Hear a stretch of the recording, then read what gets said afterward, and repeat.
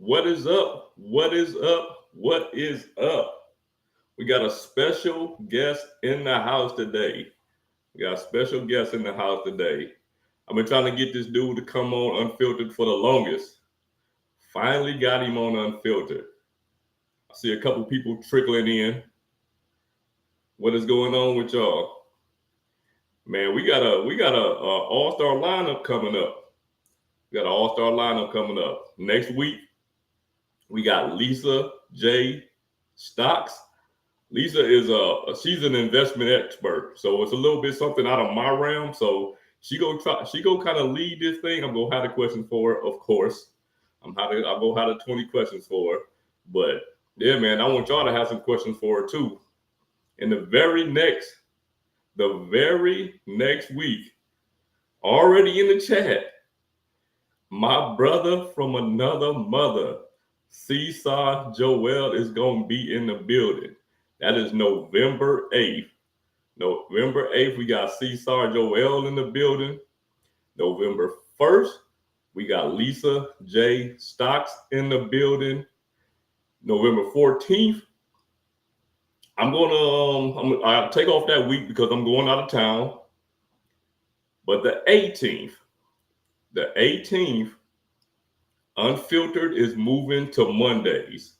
So starting November 18th, 20 Questions with Sledge will be on Monday. We will no longer be on Friday. So starting 11/18.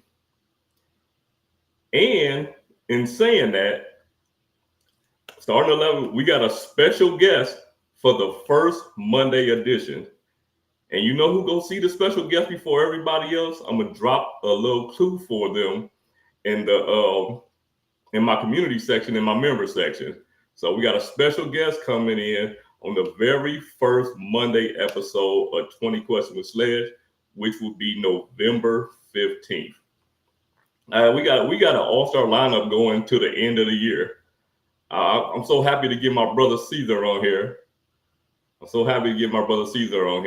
Like I said, we got Lisa J. Stocks next week. We got Caesar the following week, 11/15.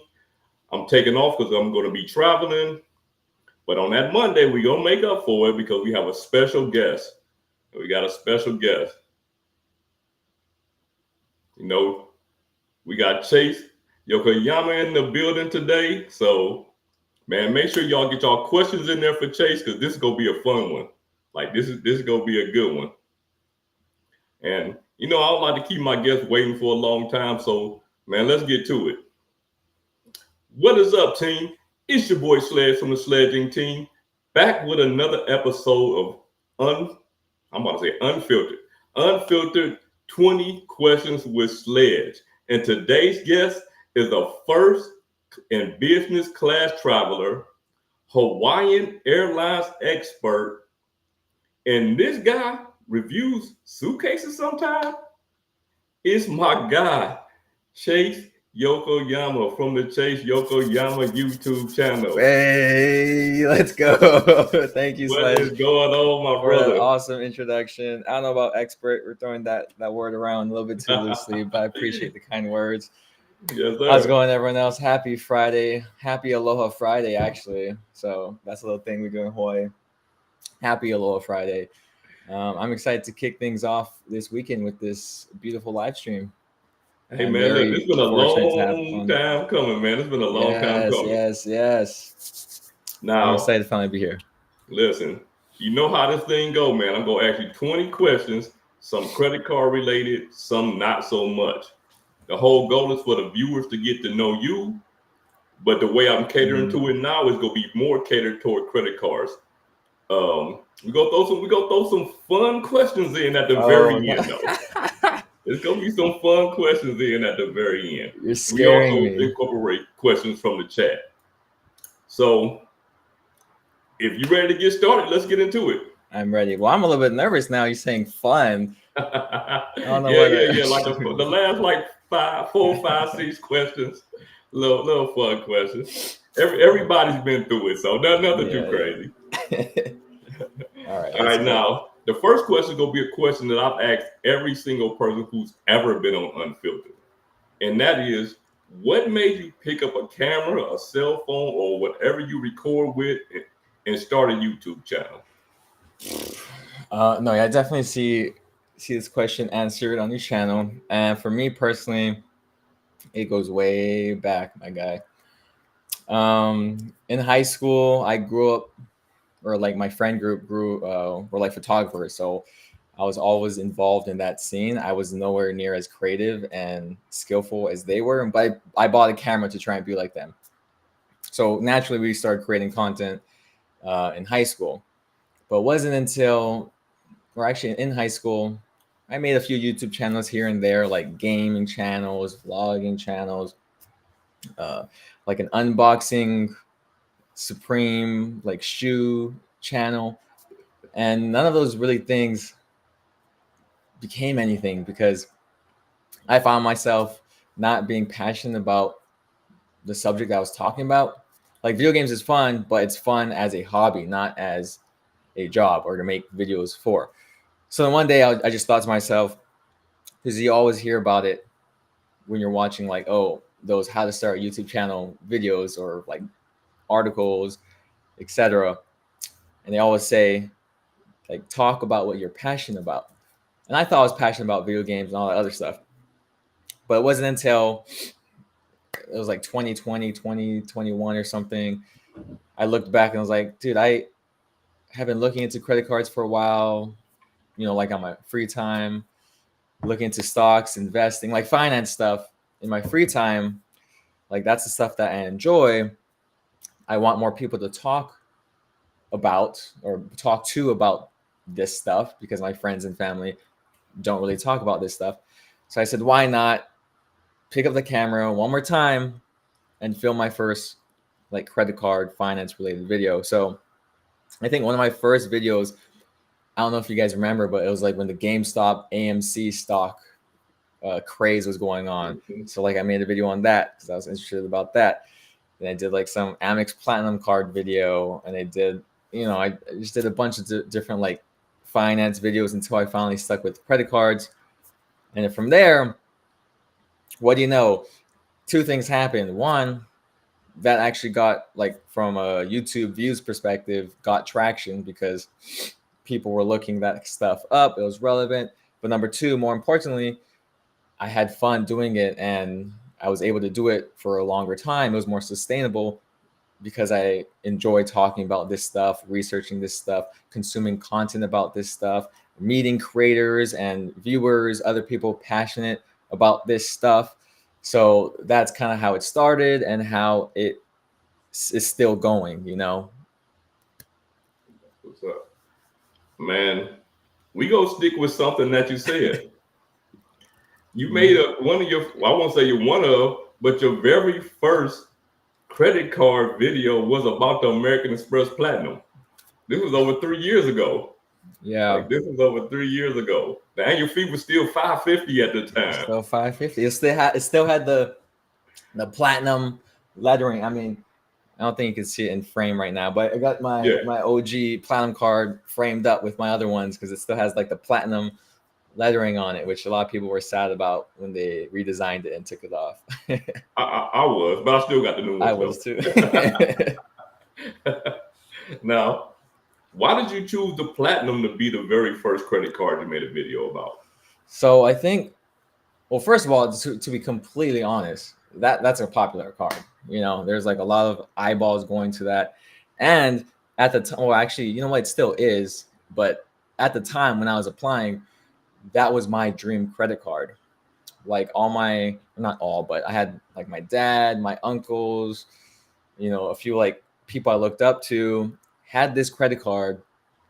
And still, I was like very early into the credit card game, but just that enough made me want to get it. So I definitely was a victim of the hype. But it caught my eye. I was like, wow, that card looks so cool. It feels so cool. Let me look into it. Looked into it a little bit more. I was like, wow, I definitely was sold by the lifestyle that they were marketing. And like I said earlier on in, I guess let's just say career, I kind of just wanted stuff, not necessarily because it was going to fit my lifestyle, but because I wanted to try and be like that. So I definitely, of course, now preach the opposite. But I was one of those people. Like I kind of coped. I justified it somehow to convince myself to apply for it. Like it wasn't totally a stupid idea, you know. Like I did travel. I was going to use the credits, but it's still kind of a reach for me back then. But I remember the like going through the application process. Like I still sometimes do it now, but I don't like to sit down when I'm clicking the, what's it called, like complete application or send application. But back then for this card specifically, my stomach was turning, you know, I had butterflies, and I got accepted. I mean, not that it's a hard card to be accepted for, especially when you compare it to like Capital One and like Chase and all that other stuff. But I didn't think I was going to get accepted. So once that, you know, that green check mark came up saying, oh, your application was approved, blah, blah, blah, blah, I was so happy, jumping up for joy. You know, when the card came in the mail, you know, it was just such a fun, exciting feeling. So that's why I made a video about it. Man, listen, in 2025, do you still have the American Express Platinum card? Yes. Yeah. I mean, I still, I mean, I don't know if it's controversial or not, but I think that's one of, if not my favorite credit cards. For me, I agree with you, man. And the reason I asked that question is because at one time, maybe like 2-3 months ago, man, it was a whole big dumping the Amex Gold and dumping the Amex Platinum train going on. I was wanting to see if Chase jumped on that train with everybody else. Not yet. I mean, the Platinum card, definitely not. Excuse me. The Gold card, I mean, mixed feelings about that one, but I have it for another year, right, for the $250 annual fee, so I shouldn't give it up quite yet. But I know I talked about it in a recent video, but like I was able to use at least this second half of the year's $50 Resi credit on non-Resi restaurants. So I'm starting to think that I could still justify the annual fee, and I don't mind the Uber credit, and I use the dining credit for Grubhub. As a matter of fact, I used that like 2 days ago. So Amex Gold still, you know, not a card I love, but not a card that I hate. It still works, you know, for me. You know, my thing about the Amex Gold is, although there's a plethora of cards, you know, no annual fee cards that you might can get that can compete with it. But if you're trying to earn reward points, it's just that card that's there to help you earn those points. So it's hard to get away from it. That's facts. And that definitely is what pulls me towards it too. It's that 4X. It's so good. Now, I got a question from my brother from another mother. Now, this is his question, so I can't steal it. Okay. But I've asked the last, I believe, 4 guests this question, and I also have a remix question for it. Okay. The question is, if you can only have one credit card for the remainder of your life, what would that card be? Okay, so like for one credit card for the remainder of my life. Yeah. But I could only use this card, or I just have to keep. No, it's the only card you can have. Wait, it's the only card you can have, but nothing will ever change about it. It will stay the same in the same way it is now. Okay, so like I have to go back to the Amex Platinum card for real. It sucks as an earner. We all know that it sucks, right? I'm not gonna be earning a lot of the Amex points with this card, only on the flights and the hotels. But okay, I wouldn't say I definitely don't get double the amount of value, or maybe I do, than the annual fee, but I definitely get over $1,000 of value from that credit card. So I mean, I definitely use the saying like, oh, it paid, like the credit card pays you to keep it. Even though I don't really like that saying, because you paid for the credit card and you're just kind of scraping by to get your money back. But this card gives me a lot of value every year that I hold on to it. And it's like one of those, for me at least, a no-brainer to keep, because I do like traveling. So I'm using all those flight credits, hotel credits, FHR, benefits, I have, the subscription for Hulu going on. Uber credits, I don't mind. Saks Fifth Avenue, thankfully. I live in Los Angeles now, so there's a Saks here. I just go down and get the gift card physically. It just works for me. And again, I could use those Amex points too to transfer out for more travel, although it's going to take me a long time to earn some of them points. So maybe, I mean, no, I'm gonna stay with that answer. Yeah, I say the Amex Platinum card. You know what's funny? I say the same thing. Yes. I say the same thing. Like, it's hard earning 1 point on majority of everything, but yeah, you think if you mix up in the other card and you have one card, it's still gonna be hard to earn points. Mm-hmm. You know what I mean? Like, it'll still be hard to earn points, but yeah, it's hard to get away from the platinum card once you have it. I agree. Now, your 7th video. Yeah, man, I had to do some research. The 7th video. Oh my god. Your 7th video that you ever made. This video was about the benefits of the Chase Sapphire Preferred. That video has 27,000 views. Why do you think your viewers resonated with that video so much? Because for it to be your 7th video and have 27,000 views, that's kind of phenomenal.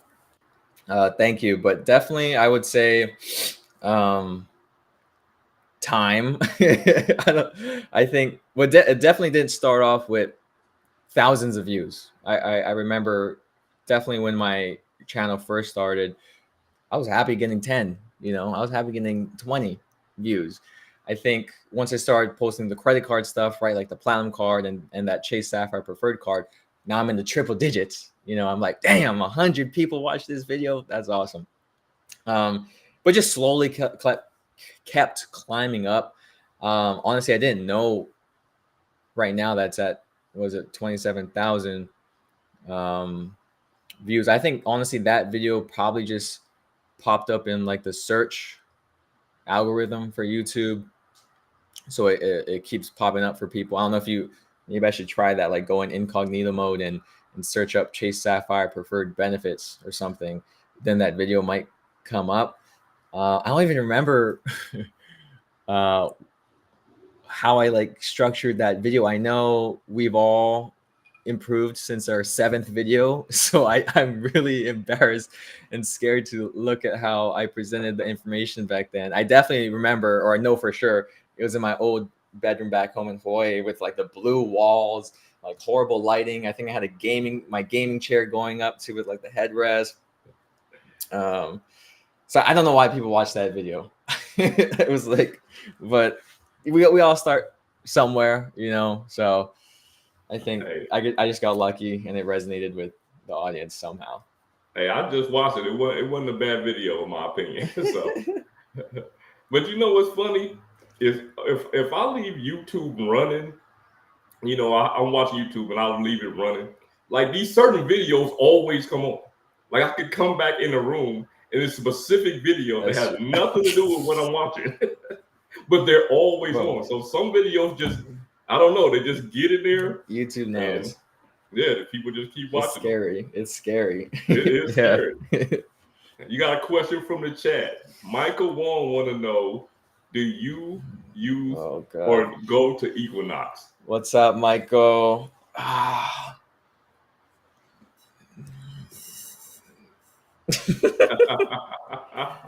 As of recently, yeah. So there's a story behind. So I used to go to LA Fitness like earlier this year. It was like January, February, March. Okay, so I used to go to LA Fitness with my friends, and there's nothing wrong with LA Fitness. My whole thing is like, you could get a good workout from pretty much any gym, with those weights, as long as it's not like breaking or like super disgusting, you could get a good workout in. So, but then as of recently, I just joined like at the end of September. So this is very recent. Because I didn't go to the gym from April until September. And this is going to sound crazy and it's kind of dumb too. And I don't recommend it. But I went down the checklist as to why, or I was okay. So I was like thinking about, okay, I should go back to the gym again because I'm out of shape. I need to get healthy mentally, physically, whatever. Maybe I should switch gyms. So I was looking around and I was like, dude, I have an Equinox credit. Maybe I should try and look into there. So I started looking into it, and I did want to use the classes or like go to the classes, group classes. As sad as it sounds, I wanted more human interaction. Since I work from home, I don't have like coworkers or anything like that. So I wanted to like talk to people in person, as sad as that sounds. So that's why the group classes, I was like, I would go to that often, which LA Fitness didn't offer. The cleanliness, of course, Equinox is cleaner than the LA Fitness that I went to. Busyness, same thing. Like I don't have to wait for weights at Equinox, etc. So that's why. Oh, also, sorry. The last thing was like, I would feel guilty not going to the gym, paying the $300 a month, more so than I was paying the $30 a month at LA Fitness. Because keep in mind, from January when I signed up or February when I signed up, I was paying the monthly dues all the way until September, even though I only went for like 2 months. But I had no problem. I was like, oh, it's just $30. And I mean, that's how they get you, right? It's like, it's so cheap. You just don't want to cancel it, even though you don't go. So that was another motivation for me. Is like, dude, if I like $300 is ridiculous. It's so dumb for a gym membership. It's so expensive. So I use that to my advantage, which is, I guess, a bad motivator. But I was like, I gotta get my money's worth. So now I went from working out like, I don't know, 10 times in 2 months, in 2 months. So I go 5 days a week, and I take at least 2 classes a week too, for the past month, right? And so far it's been paying off. I've been meeting cool people. Of course, physically I feel better, look better, more confident. Mentally, I am less stressed, more clarity, all that stuff. So very long answer, Michael, but yes, now I go to Equinox. And no, I see David's thing. Equifax, no, not that.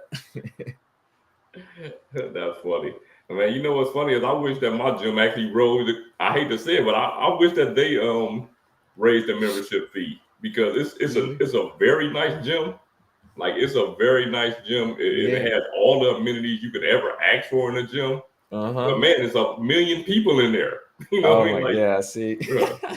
if I go to the gym any time of day, like, it's so packed where people are like parked on the grass. It's that many people. Oh my God, Sledge. Probably within 10 miles of each other, there's 2 gyms, the same gym. Still. Oh my God. Wait, what is that a chain? Is that like a chain gym?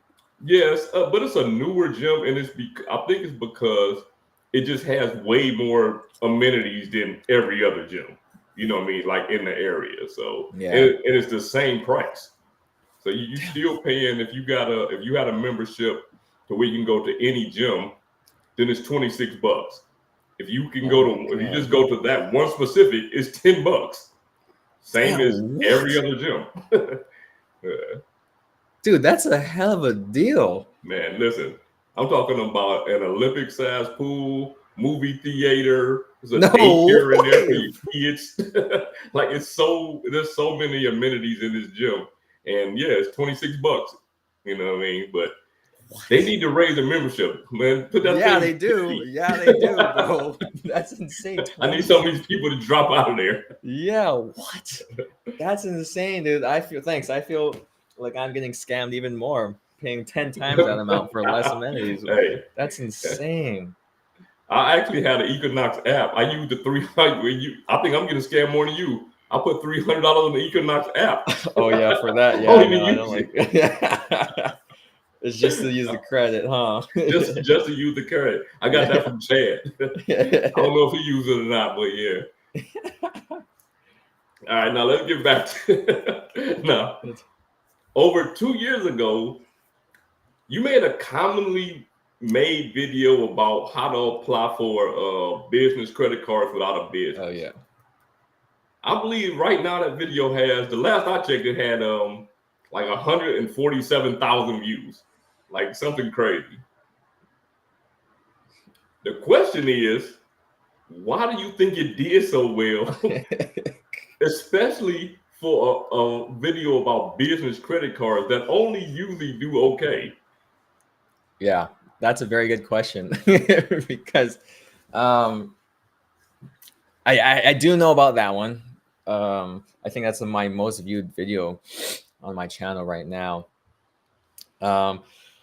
And again, that was an old video, like you mentioned. I definitely think I could have filmed it better and said some information better in that video. But I think just like the Chase Sapphire Preferred one, it just got stuck in the YouTube search algorithm and it really took off from there. So then when people are searching how to search for or how to apply or get approved for a business credit card, I'm assuming that video would pop up as one of the first few right now if like I were to go look. I also am very surprised that it, I guess, did that well for a business credit card video because, like you mentioned, business credit card videos don't always do so well. And I tried to recreate that video. I don't know when I made an updated one, but it was within the past year or something, I think. But it didn't do nearly as well. Still hope maybe I'm coping and that one will pick up in the search algorithm as well later. But to be honest, I don't know why. I literally don't know why. I wish I knew. Yeah, you know what? Most of the time I see credit card videos that do well, it's those ones that's like, get a business credit card with no docs. Oh yeah, of $130 million in funding with no docs. Yeah, I've seen people those. just, all the scammers Crazy. flock Yeah, to it and all crazy. that. But usually regular business credit card, they do okay, might do okay. But yeah, man, that video did fantastic. Yeah, so Now, I don't know why. at this current time, how many credit cards do you have? And tell us two that you will never cancel. I think it's 18 right now. I think I have 18 credit cards, of course, including business credit cards. 2 cards I won't cancel. Of course, the Amex Platinum. Well, unless they crazy they do something crazy to it, I'm never gonna cancel that one. Let me take a look. I literally brought out a bunch of them on my desk right here to take a look. I would say probably. I mean, it's kind of a boring answer, but actually, let me think about it before I say it. Probably the Freedom Flags too, so I get my Chase points. But okay, well, I think that's my answer. But if I could keep 2 cards without canceling them, assuming that they stay the same, yeah, low key, I think it would be the Amex Hilton Aspire card would be the other one, because that's another card where, right, the annual fee is $550 now. Was it 550? Yeah. And I get way more than that of the value per year. So that one's super easy for me, at least, to justify. God, I guess I changed my answer to those 2: the Amex Hilton Aspire and the Amex Platinum card. If they stay the same. We got too much in common, man, because that would also be my answer, man. Those are my 2 favorite cards. Like, those are my 2 favorite cards, man. The Hilton Aspire, just, even when they moved it to 550, it's just a great card, man. It was too fire. It's too fire. Yeah. It is. I really enjoy it. In fact, I need to use my resort credit. I waited so long to use the one in the first half of the year. Now I got to use this one now because we're getting close to the end now. Yeah, that I literally have. I don't know how you keep track of it, but I have like little reminders on my to-do list when these credits pop up or when I need to use them by. And I think in the beginning of October, I have my reminder going off saying, okay, use my resort credit for the Amex Hilton Aspire before the year end. So now I gotta start looking. They're right. Somewhere Yeah. warm. Well, you live in LA, so everywhere around there is warm, so you good. There is, yeah, that's true. I actually have been ever since I had this card.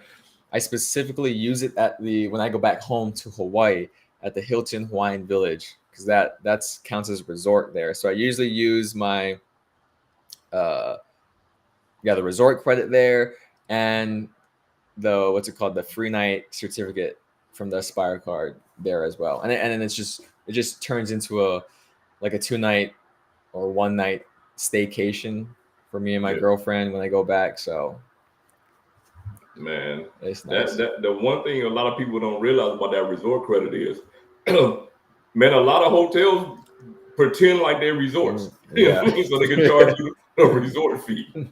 So there's a lot more resorts than people think that there are. Exactly. All right, now, how many credit cards do you think is too many for Chase? Is there a magic number? Bro, let me pull up a list real quick. No, right now there's so many cards that I want. I don't think I could show this because I have my notes app full of like my credit card roadmap. And I think I have like some sensitive information on there. But just to give you an example, I have 1, 2, 3, 4, 5, 6, 7, 8, 9, 10, 11, 12, 13, 14, 15, 16, 17, 18. Like 20 more cards on this list that I want to get. Granted, some of them are like duplicates, like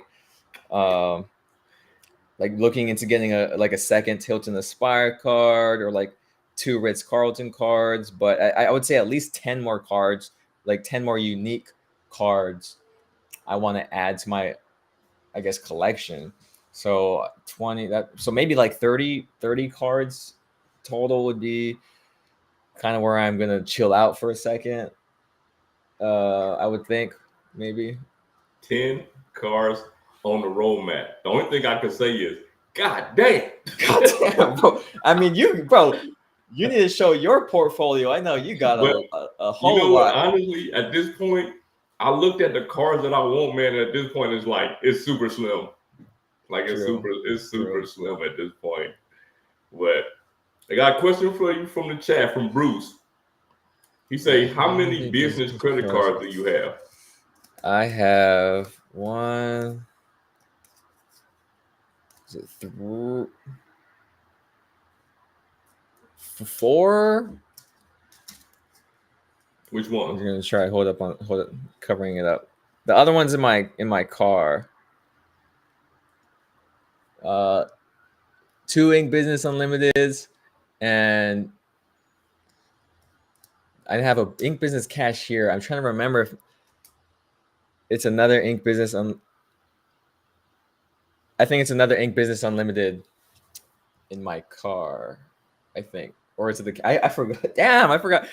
I got 4 though, and they're all Chase Ink cards. That's what's up. All Chase Ink cards. Recognize that you have an addiction is a crucial first step towards recovery. Yeah, yeah, it is. Now, Michael Wong had another question, but I'm going to skip that one, and I'm going to come back to it later because it's going to kind of go with something I'm going to ask later. But Devin Williams asks, how does credit card utilization affect your credit score? And how long do hard inquiries versus soft inquiries stay on your credit history? All right, credit utilization. That's a big one. So I don't remember the percents. I think was it like 30% Sledge that credit utilization affects the credit score, like that. So it's a big, I guess, factor, a big piece of the pie that affects your credit score. And what happens is, despite popular belief, okay, you want to have a lower credit utilization. So again, there's like the 30% rule where it's like you try to keep your credit utilization below 30%, and that's like a good place to be. But a lot of people like to say it should be like around the 15%, 20% range. And it affects your score because basically when you're using more of your credit utilization, it's like telling the banks like, oh, you need to borrow more money, higher risk. And when that reports to the credit bureaus, they see it like the same way too. And that's why you get a little ding going on. And it will drop your credit score. Whereas if you are able to control the utilization, like to keep it under 15%, then these credit bureaus are looking at it saying, okay, this is, I guess, more of a responsible person, and it will not drop your drop your credit score. But that's the beauty of business credit cards, though, because they don't report to your personal credit utilization. So you could run those things up, you can max them out, and it won't drop your personal credit score. And there's like little tricks you could do too for your personal credit cards and your personal credit score. Like, for example, if you did, let's say you have a $1,000 credit limit and that's your only credit card, and for some reason you have to use $900 of it every month, right? For food, rent, whatever, groceries. So if you just let that report to the credit bureaus every month, it's going to show as a 90% credit utilization, which is high, which is not okay, not good, risky. It'll drop your credit score. So what you could do is before your statement balance closes, you could pay off most of that credit. So the $900, you pay off like $600 of it. So now when the statement closes, you have $300 left on the credit card, and that's what gets reported to the credit bureaus. So they see it as you use 30% as opposed to the 90% if you didn't pay off earlier. So there's like little tricks you could do to, I guess, kind of manipulate the credit utilization if you needed to use more credit limit. But that's the beauty of having business credit cards, requesting for credit limit increases, and applying for 30 different credit cards. Because now if your credit limit is like $200,000 across 30 credit cards, that $900 charge isn't going to make a dent. You know what I mean? So there's all these little things you could do to make the credit utilization factor a little bit more digestible. And it's not as scary as some people may see it as. Right. There's things you could do. That's a fact. You know what? That's one thing. You mentioned a lot of people. That's one thing a lot of people don't understand because I get a lot of questions about having so many credit cards, and people think that it hurts your credit score, but they're not taking into consideration the amount of credit that I have extended. You know what I mean? Like they don't take that part into consideration. And I could report $11,000, at credit, and it's still never going to really hurt that much because that's still just a small amount of the available credit that I have. But we definitely, as content creators, wouldn't want anybody to report that much at any time. You know what I mean? But sometimes, when you get so many credit cards, you start forgetting about statement dates and all of that. As long as you pay about a due date, you're fine. Yeah. You know what I'm saying? Like, Exactly. You got 18 cards. I'm pretty sure you're not just sitting there like, oh man, the statement date is coming up here. No. I don't worry about that no more. Right. At this point, you have so much credit extended to you, you don't have to worry about that. Exactly. And the thing about that, sorry, I'm so sorry. What like little bonus tip too for people who have multiple credit cards is I highly advise you, as soon as you get a new credit card, or even with the existing credit cards you have, make them all have the same payment due date. So every month, all 18 of my credit cards, the payment due date is on the 27th of the month. So like in 2 days for me, right? And that way, I don't know, just from like an accounting standpoint, finance standpoint, it's so much easier because now I know on one specific day, all my credit cards the payments are going to be due, as opposed to having 18 cards and then every other day a different credit card payment is due, and that was just too much to keep track of. And because I try to utilize high yield savings accounts and all that. So I'm moving money between checking and savings accounts. So just easier for me to make all my credit cards have the same payment due date. You know, I don't know. Do you do that, Sledge, or you just kind of?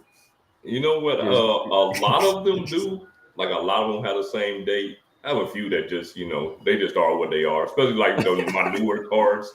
Fair. When I get around to it, I try to change them like that too. And another thing that you brought up was the high yield savings account, man. And they be sleeping on them high yield savings accounts. Yes, dude, that's free money, man. It's free money. Like exactly. It's free money. Only thing you gotta do is put money in it. That's it. Yeah. Nothing else. Exactly. People sleep on them high yield savings account, man. Now, you talked about your roadmap. Mm-hmm. Do you have one specific card that you're thinking about getting next? Hell yeah, it's the Wyndham Earners Business Credit Card, man. I know, yeah. That one's hard to get. I didn't even try applying for that one yet, because what's it called? I went to Vegas at the beginning. No, it was in September this year. I think like in the middle of September. And that was the second time I went in 2024, and I was like, okay, I could see myself going to Vegas every year. And of course, if you go to Vegas, if you're a frequent Vegas goer, then that card is probably one you should have in your wallet. So after that trip in September, I started thinking like, okay, how should I add this or put this into my credit card roadmap, because I think I want it. So that I know that's probably what I'm going to have a hard time with. I know my dad, it's funny. My dad just recently started getting into like the credit card game, like real seriously. And he got that card, no problem. It was no problem for him. He didn't need to send in like any business documentation or anything. And I'm hoping that I have as smooth of a sale as that, but I doubt it. But that's one card I want. Well, this business, you know what's funny is I hear so many people saying how hard it is to get the card, but I talked to Key from Kiki's Adventures, and she said she had no issues. She just applied for it and got it. Yeah. She just be moving different, huh? Yeah, I guess so. I guess so. Thank you. Okay, yeah. I need some of that good juju. We already know the answer to this one. But Luke from Luke Points from Mile want to know if you still in Hawaii or are you in the islands? Well, I mean, I can't say I'm a mainlander for life, but as of right now, I'm in Los Angeles at least until next year, October. So October 2025, and then so my girlfriend still lives in Hawaii. So the plan is to go back and move to Hawaii at October of next year. So not a mainlander for life now. I do love it over here, but might have to go back home next year. What?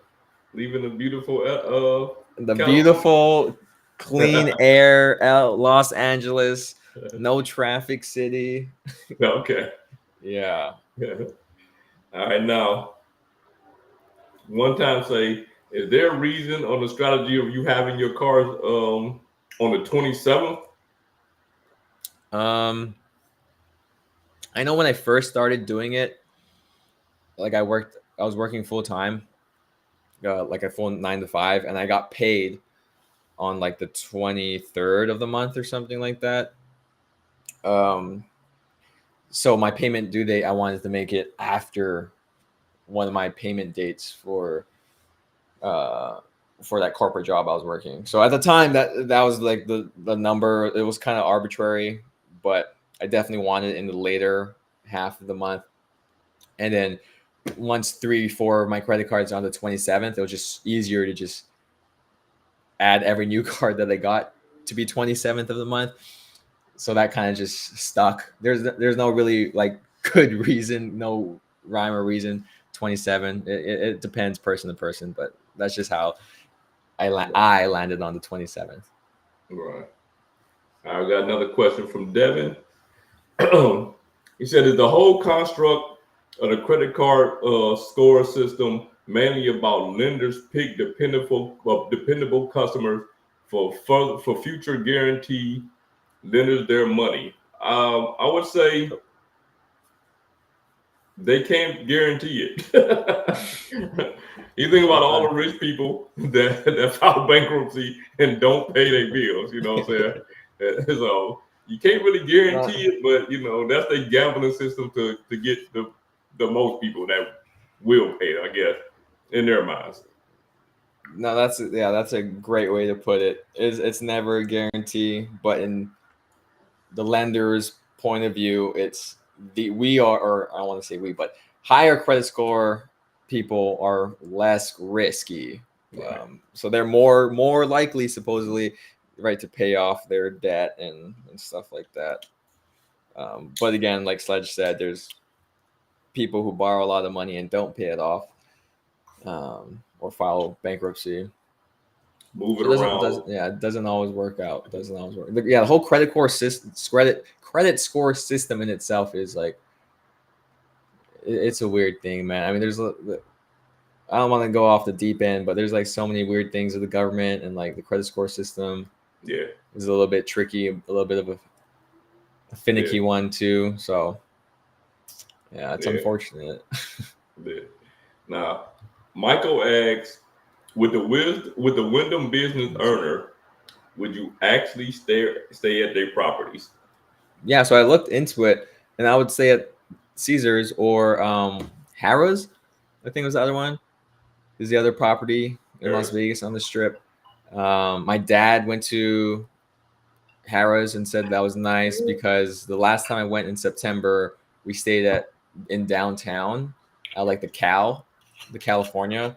And the reason why we stayed there though is because my friends play there a lot, so they got comped rooms and everything. But personally, I like staying on the Strip. It's just more fun down there. It's the Strip, baby. There's so I looked at Caesars. I like the casino's nice.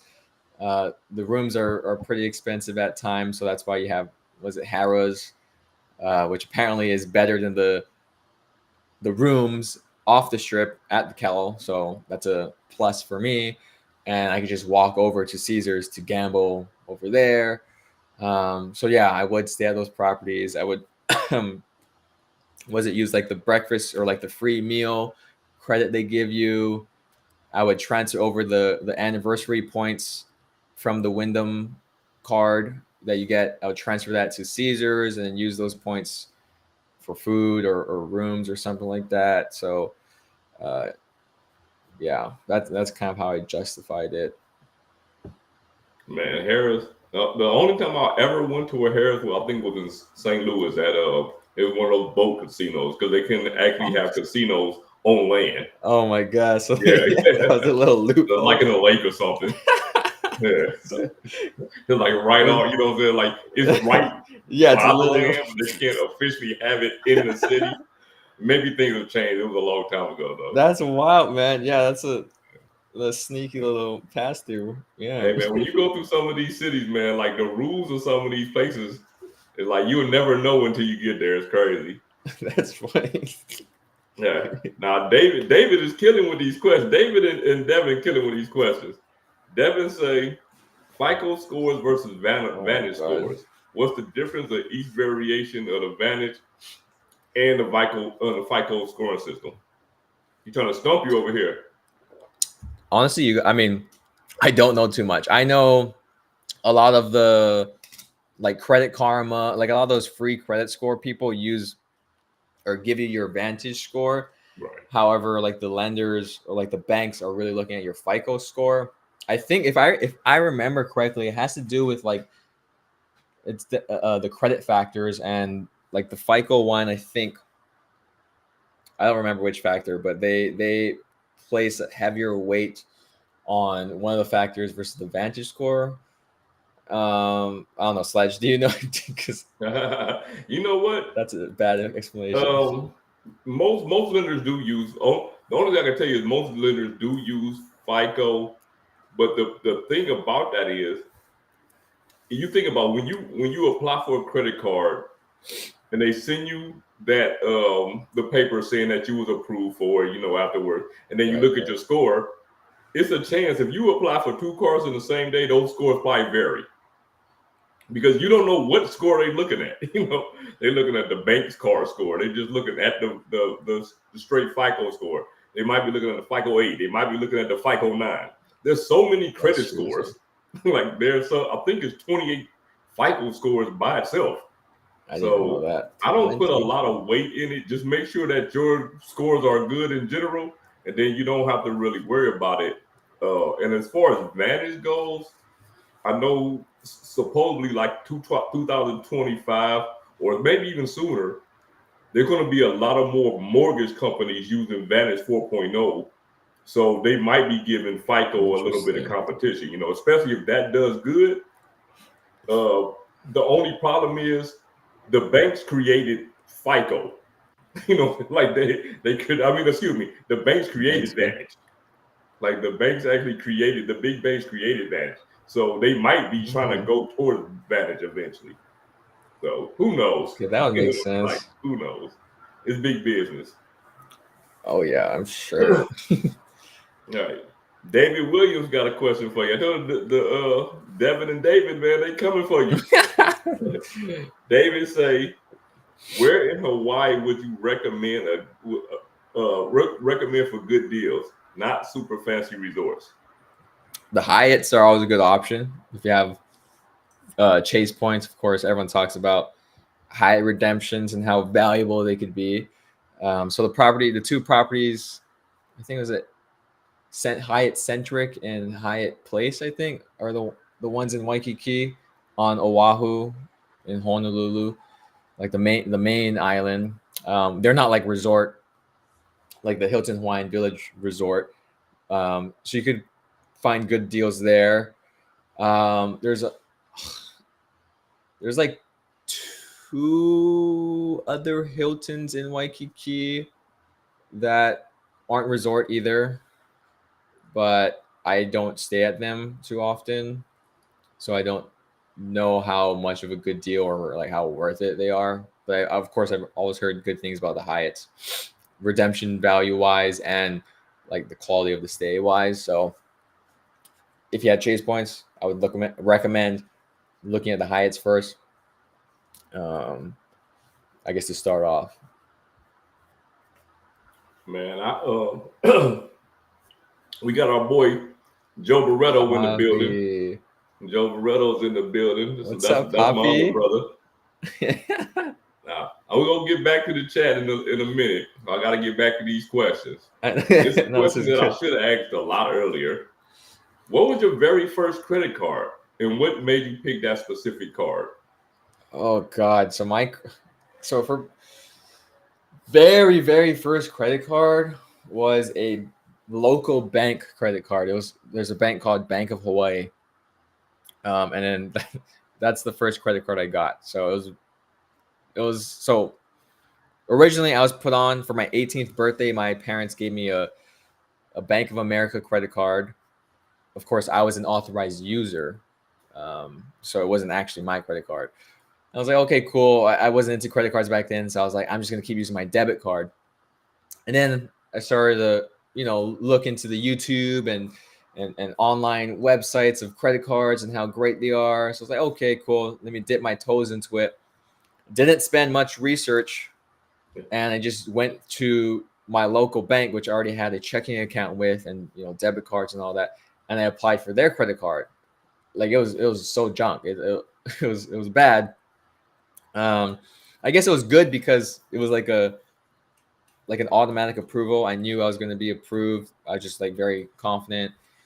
But there were definitely a few. My credit card, I guess, career personally starting off was not so hot. Like I wish I could have changed a lot of things, but it was a learning experience. Like it wasn't until maybe my 4th or 5th credit card which was my like first good cards. Like the first 3 or 4 that I got were trash. And it sucks because I wasted time getting those. I wasted like opportunity costs, right? Like rewards getting those. But eventually I came to my senses, and by like the 5th card or 4th card or whatever, I finally started getting the better credit cards. So yeah, my first card, Bank of Hawaii, like a just local bank credit card, it was not great. You know, though, sometimes it's good to have that relationship with that credit union, because they usually have low rates on, some other types of loans. So, but you spoke about Bank of America. I'm gonna tell you a funny story. I was literally about to apply for the Bank of America customized cash card today. Damn. What stopped me from applying for it is I applied for it before and they denied me for not having a relationship with them. So I opened up a Bank of America checking account today to get the checking account bonus. Yeah. Oh, they got a bonus. Well, how much is the bonus? Probably Monday. I'll probably apply for it. Yeah. Damn. Okay. Wait, how much is the bonus right now? $300. It's $300 if you put in $2,000 in direct deposits. And direct deposit for a bank could be pretty much any type of ACH transfer. You know what I mean? Like if you look on the doctor of credit and find out what works, this transfer from whatever to make it work. I told everybody, man, if anything, the city gives you $300 if you transfer anything from anywhere. $1,500. You transfer $1,500. Really? They don't care if it's Zelle. It says it right in the terms and condition. Any ACH transfer, Zelle, any type of transfer to there, they will give you $300. I got it when I applied for the city AA executive card, because that annual fee is $550. And I opened up the city bank account, got the bonus probably, I don't know, a month, maybe until like a month or something like that to get it. Yeah. And yeah, I mean, that's $300 off of the annual fee. I need to do that, right man. There. I think the latest bank bonus I got was I opened up a Capital One personal checking, and then I also opened a Chase business checking, and that was like 2 to 3 months ago or something. So I gotta start putting my work in Citi and Bank of America now. For sure. I'm doing it's funny, I'm doing US Bank too, and I can't even remember what the bonus is. I just know you gotta put $4,000 in deposits in there. So the good thing about those things is I always get those ones where you don't have to keep the money there. Yeah. Put the money in, just move it to the next thing. Just keep moving that same money around and get the deposit. I mean, get the bonus out of it. Yeah, that's what RJ would be proud of, man. He's like the master of that. That's what made me actually look at RJ's channel, because I've been doing this bank bonuses probably for like 5 years or so. Damn. I had slowed down a while because I didn't want check systems to kind of catch me up on it. I'm full time back with it again now, man. These annual fees, I gotta knock them things down. Yeah, you gotta put you to work out there, man. All right, now that if you could start all over, instead of getting that credit union card, what would be your first credit card? Well, for like an automatic approval, probably the Discover It. Like that's usually the one when my friends are asking, like, hey, what first credit card should they get? Blah blah blah blah. That one's always been really good to them, because they usually come to me saying, hey, I applied for like a Chase card as the first ever credit card, got denied, don't know why. And of course, most of us know it's usually because Chase is very strict on giving out their card as the first credit card ever to someone, so they usually don't approve those kinds of people. So they say, yeah, Discover It, use them, man. They're usually really good to people. You got like the 5% rotating categories, whatever, but that doesn't really matter because it's just a stepping stone, Right. And it's like no annual fee. Right. Or I think some people had luck with like getting a Capital One Saver One or like another Capital One card. But personally, I think I just go Discover It. Discover It, man. And then Discover It, 100% cash back, match in the first year. Match it, yeah. You could, yes. It's hard to beat that, man. Yeah. Like it's hard to beat that. And another thing, I don't know why I gotta keep plugging key, but he also told me you can get another one of those cards. You can get it again. Oh, really? You got 2 of them. Get 100% a second time. You know what? When you start Damn. getting like later in the game and you don't want to get any more cards, that's actually not a bad idea. Yeah, You know you what run I mean? it back to, it's like doing a full circle, huh? You go Doing back it to where full you circle, started run it back over to again. discover it. All right, Joe had a serious question. Oh yeah, When are the three where's of us Poppy? hanging out? What you guys doing this weekend? Because we got, both you guys need to come on the West Coast, man. man, we gotta catch a flight to the West Coast. Yeah, come here and we'll watch like game 1 of the World Series. I think that's happening tonight. Is it really? The Dodgers, I think so. Man, when the Yankees beat the Guardians, I was off of it, so I stopped watching it after that. Oh, I gotta root for the Dodgers now since I live here, but so hopefully they win the whole thing, and then it'd be cool. Yeah, that would be dope. Let me see here. Benjamin says, "How often do you check your miles, MR points on your credit card account?" So I'm like it definitely more than I should. I would say maybe not every day, but maybe every other day I at least open up my apps. And usually it's because I'm very, what is that called? Like cautious. Like I want to make sure no charges are going through that I don't know about. So I don't spend like a lot of time doing it, but usually I'll just pop into the Amex app, take a look at certain cards, and then at the same time, like I might scroll down and see like the membership balance and take a peek there. But definitely on a weekly basis for sure, I would say. Yeah, I guess for I sure. am kind of obsessive. I'm kind of obsessed too. Aloha. The kind says, yeah, that's true. Yeah, 4,000 Hilton, Hyatt, Marriott hotel workers are currently on strike in Hawaii. That's all across the country. Different at different hotels. Some of the workers are on strike. These they're not trillion, but like multi-billion-dollar companies, man. And I mean, this could be said for a lot of industry. Yeah, they really greedy. Man, I was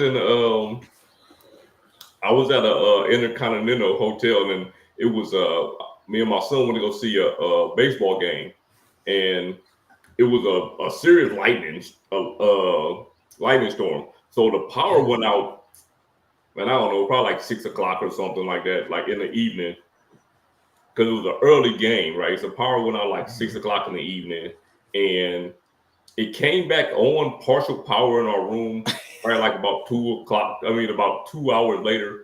But most of the hotel, like the elevators didn't work. We're on the 5th floor, right? We're on the 5th floor. The elevators didn't work. So the next morning, when we were downstairs getting breakfast or whatever.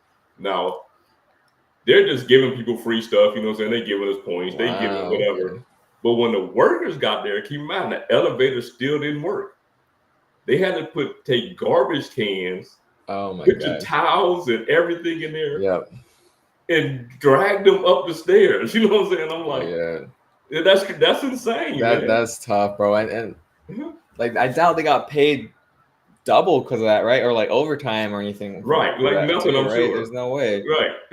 It's just like your job just expects you to go above and beyond because they need you to do it. Yeah, they need you to make the couple $100 off that room rate. Right. Exactly. Especially look, they didn't give out all these points and everything too. They need to make that back.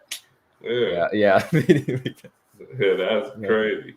Big shout out to my guy Joe, 6-month member of the channel. You guys are shout out to you, my Poppy. dog. You're awesome, Poppy.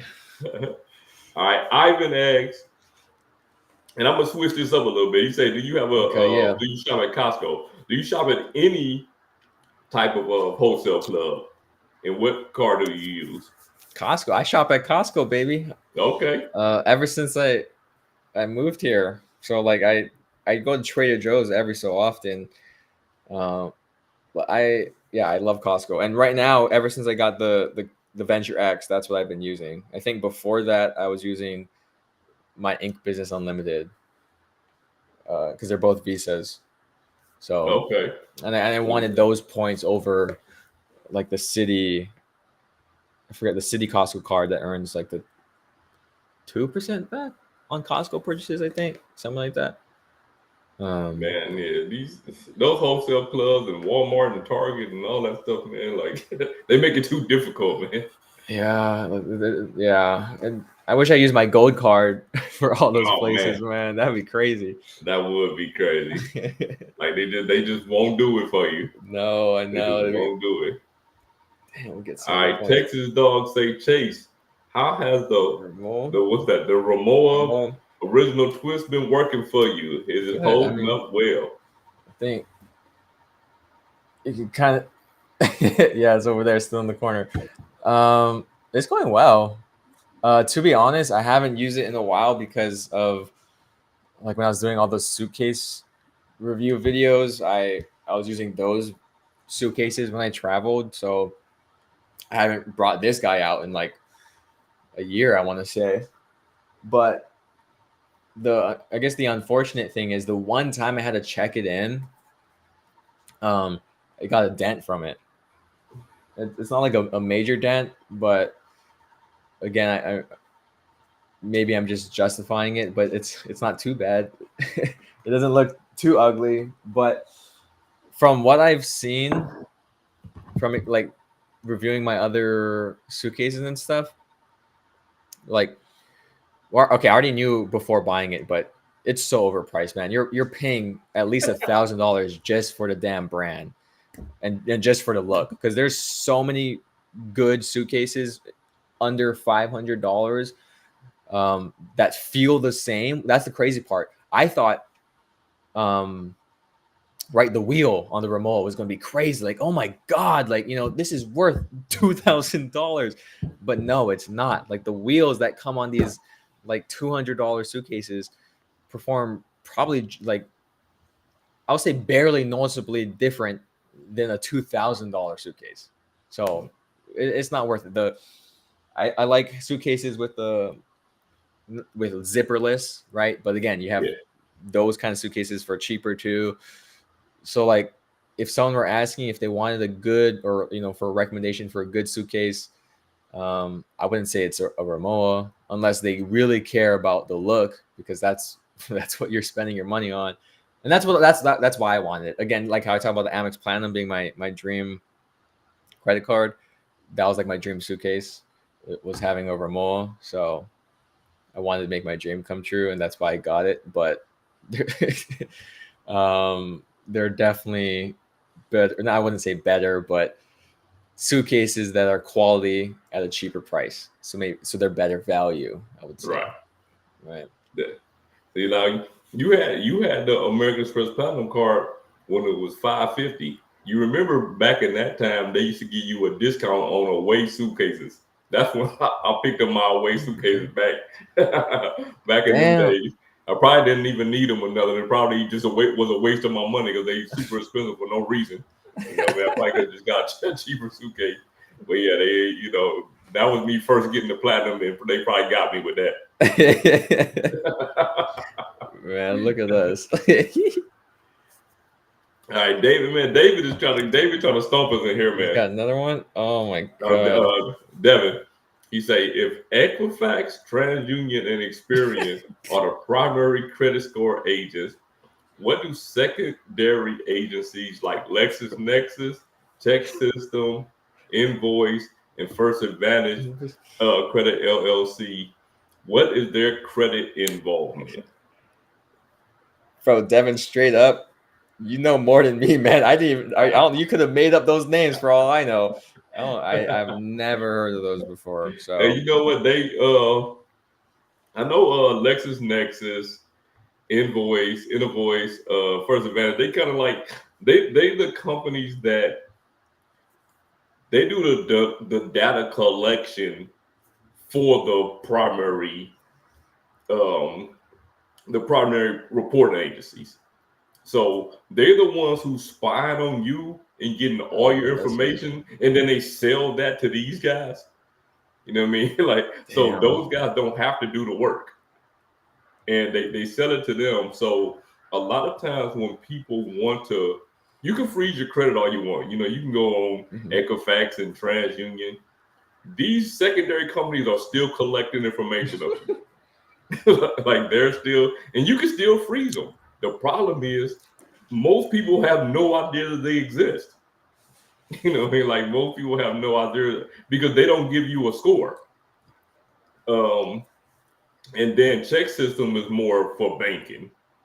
You know, like check system is more for banking. If you screw up, you write bad checks, you own check systems. If you get 1 million 1 million bank accounts, check system might be like, what's up with this dude? You know what I'm saying? Like, he's scamming, you know what I'm saying? Or whatever. So that's pretty much what those things do. But I wouldn't worry about it. I wouldn't put too much weight into any of them, really. You know what I mean? Like, long as your primary scores are good, I wouldn't put too much weight in it. And if you're looking at some of these YouTubers that's telling you to freeze LexisNexis and all of these things, man, just avoid that. Don't even worry about it. Like, it's not that serious, trust me. Let me see here. Somebody all in on Credit One? Eric Harper? One over everything, huh? Only Richie was all in on Credit This One. guy's onto something. Oh, I forgot to ask you my question. I saw Caesar up there, and I had to go back to that. You remember the question I asked you about? If you could only have one credit card for life. Yep. I had a remix to it. Oh yes. Okay. If you could only have one no annual fee credit card for life, what would that card be? Can it be one that I don't have? Yep. Anyone.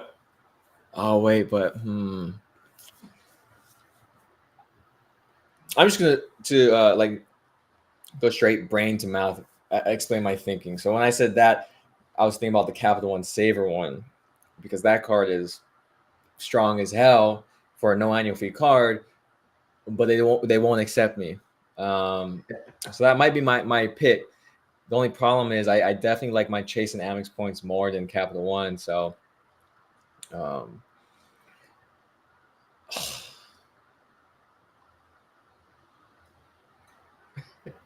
that's a tough question, because then now I'm thinking about no.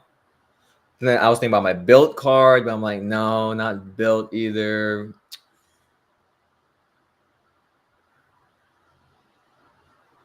Okay, you know what? I don't want to spend too much time on this. I'm gonna just say the Capital One Saver one. I'll say that. It'll be a great earner. I could travel because I like to travel a lot. I've been blessed to be able to do that, and that includes international travel. So like no foreign transaction fees on that card will be nice too. Right, the 3x on groceries, dining, entertainment. It's a good card, man. I'm just salty that they won't accept me. Listen, it took me 2 years to get pre-approved for the Saver one. Well, it's the Saver card now. Yeah, now. With excellent credit. Like every single time I did the pre-approval, it was either the secured cards or nothing. Yeah. Like secured cards or nothing. And then one day out of the blue, because I just, they send you an email about pre-approval like every day. Yep. So one day I just decided to check and it was there, and I'm like, man, I'm getting this card today. It took me 2 years, like literally 2 years of checking that thing, man. Bro, I mean, because I know, like, I think it was the beginning of this year, I saw that I was pre-approved, I think, for the Venture X and the Saver one, excellent credit. I was like, okay, cool.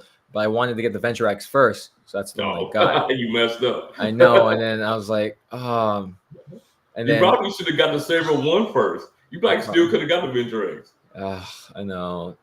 So kind of going crazy, man.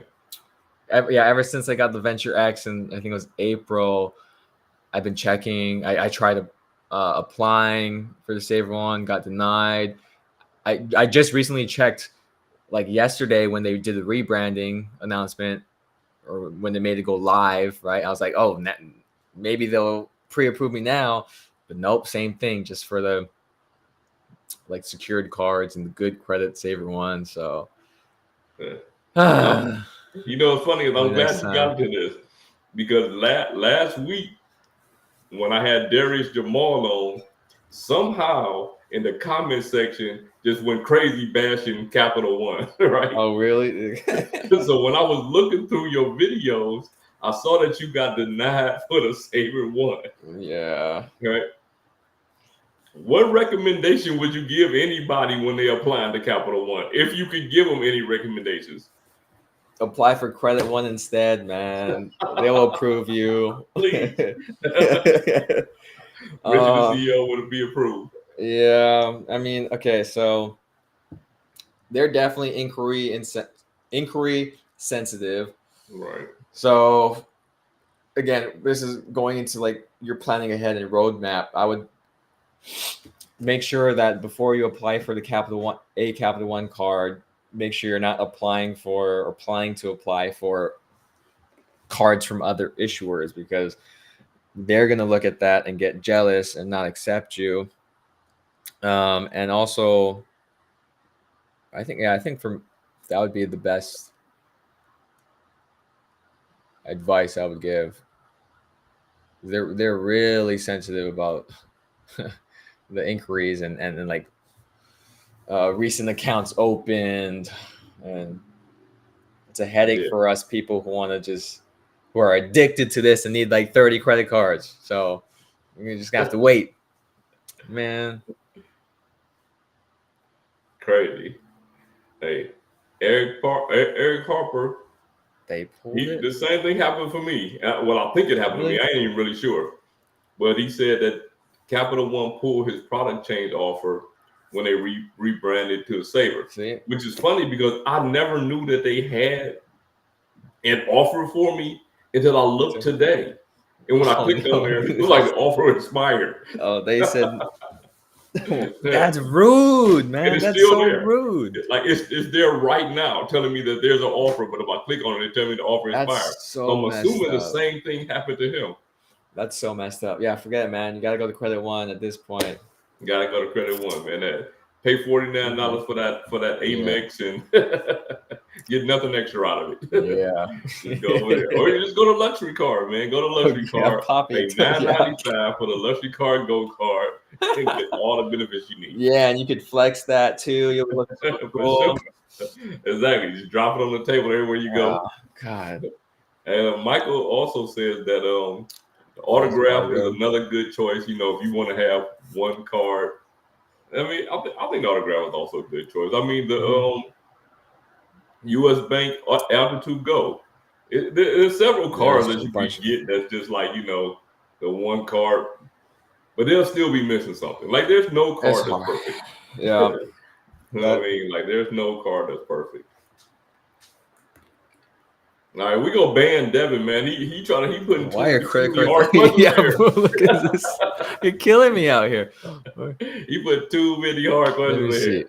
All right, Devin say, in the terms and conditions of a credit card agreement, why are credit cards defined as if they were loans, and if the credit card is a loan that can be altered by the issuer, where's the money coming from? Why are credit cards defined as if they were loans? And I'm not sure if I even understand the question. I guess it's because it's a revolving loan. The revolving credit. I mean that's what it is. It's a revolving loan. So when it is a loan, but it's a revolving loan. So when you put the money back in there, it just starts all over again. It goes back to the beginning. You know. Not like a car loan or a student loan or anything like that where you pay it down, which would be an installment loan. It's a revolving loan. So it's still a loan because they actually give you the money and you have 30 days to pay it back. Actually, literally, you have 60 days to pay it back. Not really 30, because if you use your credit, you don't have to pay it back until that statement they hit 30 days after that. So you really have 60 days. Pay it back. So it's still a loan. Yeah, Detective Devin, man. Yeah, man. The Devin trying to stumble in here. I mean, I got a couple answers for you, Devin. I know a little bit about this, man. You're taking the spotlight on that one, so you're saving me, man. Man, I'm like 2 times your age, man. So I know a little bit. You know what I'm saying? If I didn't know some of this stuff, man, so it'd be wrong for me to be on YouTube talking about it. It's short-term loan. Yeah, it is. I mean, it's a short-term loan. It's a revolving loan. Mm-hmm. And if you default on that loan, then you got to pay the consequences behind it. Yep. All right, let me go. I done lost my place on the questions, man. Oh, sorry. All right, now we gonna get into travel a little bit. You flew ANA Airlines business class from Hawaii to Japan. Can you walk us through the process from booking it to the flight itself? Damn, yeah. So that one specifically. Okay, so I need to like preface this with a disclaimer first and foremost. Is, Go ahead. It's of course not a guarantee, and flexibility is your biggest friend here. So in my case, thankfully, since I work for myself, I could take a vacation whenever I want. Yeah. Because these award flight availabilities tend to open up 14 days from the departure date. So let's see, let me pull up my calendar. Like if I wanted to fly out on November 8th, which is 2 weeks from now, I could start looking at flights anywhere from tomorrow to November 8th. And then there should be, or that's like the highest chance to find an opening. And a lot of people can't just fly out within 2 weeks. Like I think that flight in particular, or at least one of those flights, like I flew out like 3 days from the time that I booked it. So not too many people are allowed or able to do that. Like literally just go on vacation 3 days from when you buy the ticket. Because you usually have to plan these things months in advance. So first, I need to say that it helps to be flexible, because you also have to look at like 365 days, about a year out from the day that you're booking, to try and find availability as well. So usually you have to find a date a year out from today, the day that you're looking, or 14 days from the day that you're looking. So flexibility is your best friend, which makes it hard when you have like certain vacation days throughout the year. Like you could only travel during Christmas. It's hard because there's probably not gonna be a lot of award availability during that time. So anyway, with that disclaimer aside, so what I did was I went onto United's website, and I knew I wanted to fly from Hawaii. So I just put in like Hawaii to Tokyo, and I would literally go day by day and look. Sorry, you need to click the book with miles section or book with points or whatever. So I'll show you the flights available to be bought with points. So I would literally go day by day, like starting tomorrow. I would look at every single flight, see which ones were operated by ANA, because since we're on the United website, a lot of the flights will be United. But since ANA is a partner with United, the United website will show some flights operated by ANA, and it will show that in the listing on the United website. So I would basically do that, for the next week in advance, right? Day by day, see which flights are available, find the one that makes the most sense for me. And then once I did that, I would call Virgin Atlantic. So before I transfer any points over or anything like that, I would call Virgin Atlantic and say, hey, I found a flight on this day from Honolulu to Tokyo. Like, am I able to book it with points, or with Virgin Atlantic points? And then they'll say, yeah, we see it. And I was like, okay, cool. Boom, hang up real quick. Go to my, in that case, I went to my Chase account. There was a 30% transfer bonus going on from Chase to Virgin Atlantic points. So I transferred like 27,000 Chase points, which turned to around 35,000 Virgin Atlantic points. And once I seen it hit my account in Virgin Atlantic, boom, called them back up again, say, hey, you know, pull up the same flight. Is it still available? Book it with my points, because you could book ANA flights through Virgin Atlantic with Virgin Atlantic miles. So, and then once I did that, you get the confirmation email, or I had to pay like $100 to $200 in taxes and fees. And then, I mean, yeah, and then that's how I booked it. And that's how I literally did that like 4 or 5 times. I think it was like 4 times within October and November of last year, 2023. But since then, I've heard that it's a lot harder. Like I made videos about this, in-depth videos explaining my process and how I did it. And people have been commenting on those videos and even emailing me to my email asking for help because they ran into issues. Because apparently what's happening now is, even though you see the flight available on the United website, when you call Virgin Atlantic, they don't see it when they should see it. So I guess it's gotten a lot harder. I haven't had the chance to try to do it again for myself, but that was the process that worked for me, at least last year. How was the flight? How long was the flight? No. How was the flight? Oh, it was amazing. I mean, I did that same strategy to fly ANA's The Room. If you're familiar with that, it's just like this nice, like, it's almost like 2 seats in one, lay flat, got a privacy door. That was from Chicago to Tokyo, and that was amazing, man. Like, it's just, once you fly business class, especially internationally, it's hard to go back to the back of the plane, man. And I get claustrophobic and I get like anxiety on flights, which is funny because I like to travel, but I literally get panic attacks sometimes as of recently. So it helps to be in my own seat, not squished by people. As far as, you know, anxiety wise, it helps. But yeah, I love that. I loved those flights. How was the food? It was good. So I like Japanese food. So ANA, they always have the option of Japanese or the Western cuisine. I pretty much never get the Western cuisine unless I'm trying to do it for a video. I think I did it once, maybe. But the Japanese cuisine's usually really good. It's usually like some sort of like grilled fish with some sashimi, which is like raw fish. You have rice, of course.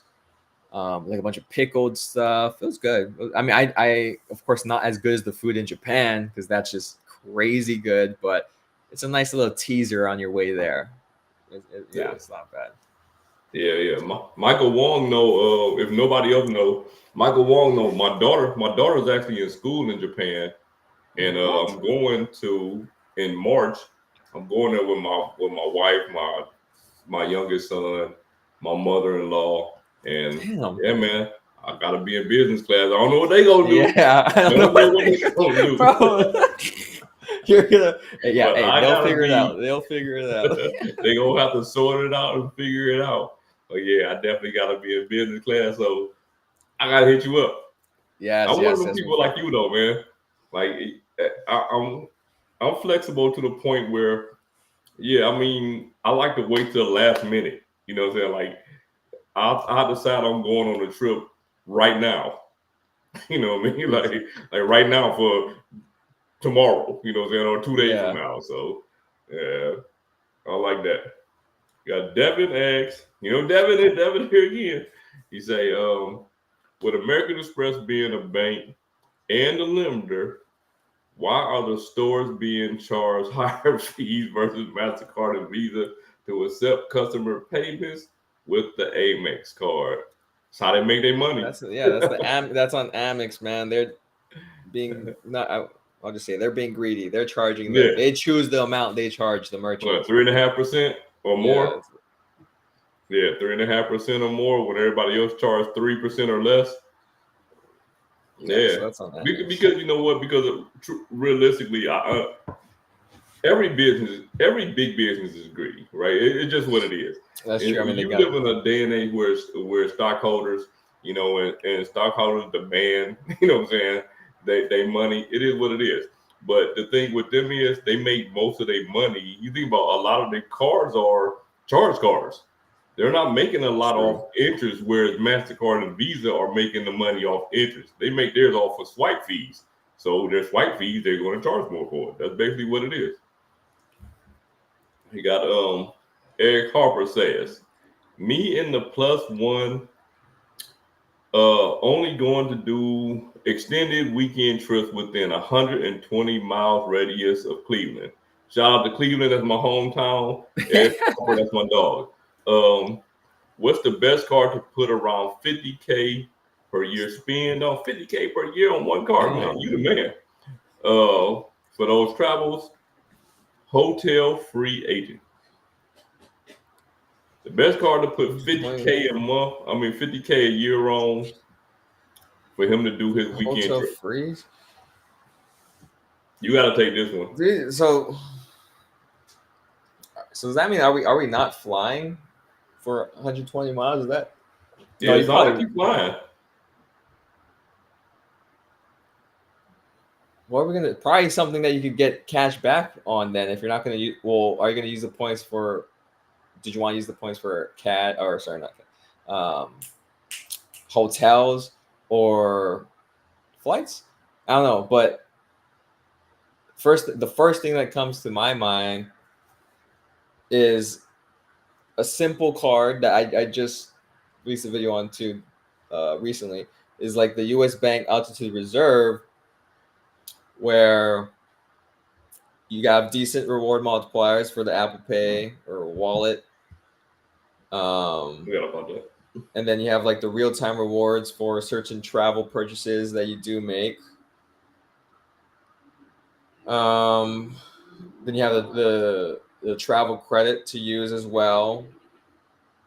That's pretty flexible, so you don't have to be like at a certain hotel. But $50,000 is a lot of money. $50,000 is a lot of money.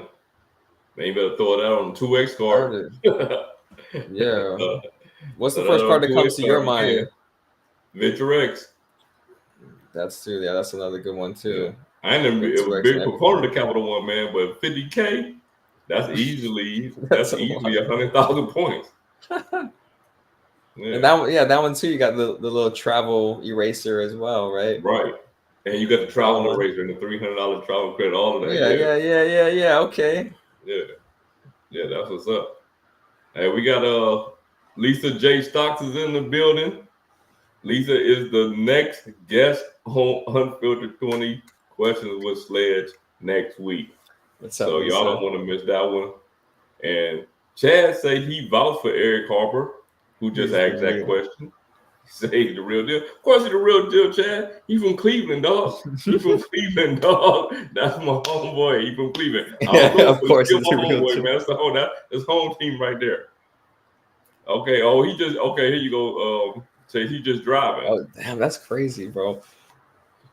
Okay, so personal story again, but just this past weekend, I made a community post about it too. But I went to Yosemite for the first time. So we did a road trip, and from LA, I don't know how many miles that is, but the total driving time was like 6 hours or something. It's got to be like 100 miles from LA. I don't know, but that was like my first road trip. That was a lot of time in the car. I have to get used. The thing is, like, I am ignorant in the fact that I am born and raised in Hawaii. So like the furthest you'll go in the car there is like 20 miles, 30 miles, whatever, like an hour in the car. Okay. So I never really did a road trip. So 6 hours was a long time for me. Like that's an airplane ride. Of course I was more comfortable than an airplane ride, but I can't imagine. I want to get used to road trips, but I can't imagine doing that all the time.